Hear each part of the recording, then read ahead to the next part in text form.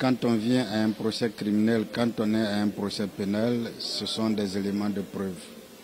Et aujourd'hui, on ne sait pas si cette femme, si son mari, puisque c'est ce qu'elle dit, est vraiment décédé, ou si il a tout simplement disparu.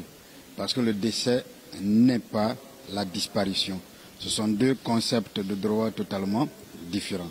Et ce qui était important, c'était que dans l'un ou l'autre des cas, qu'on ait des éléments déposés ou versés au dossier de la procédure pour indiquer clairement que ou bien c'est une déclaration, une disparition ou alors c'est un décès. Mais sauf que la femme dit qu'elle a un seul élément. Et cet élément c'est quoi? C'est que c'est un jeune qui, pendant la débandade, lui aurait appelé pour lui dire « Votre mari est décédé et j'ai vu son corps ». Et elle est même allée jusqu'à dire que ce jeune lui a effectivement dit que c'était eux qui avaient la charge d'étaler les corps au niveau du stade du 28 septembre. Renseignez-vous dans tous les médias, renseignez-vous partout.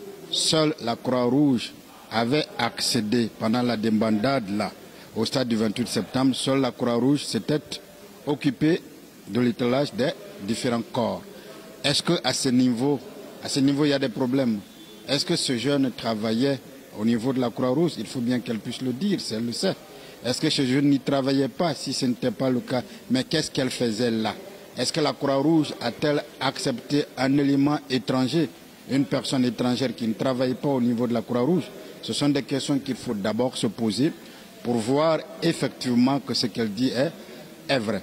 Il faut encore une fois comprendre que il faut déjà démontrer que son mari était effectivement allé au stade. Il ne suffit pas de le dire. Nous n'avons aucune raison de douter d'elle, pas du tout. Je ne doute pas d'elle, je ne la connais même pas. Mais je dis tout simplement que devant un juge pénal, devant un tribunal criminel, il faut des éléments infaillibles, il faut des éléments irréfutables, il faut des éléments probatoires qui doivent être aussi infaillibles qu'irréfutables.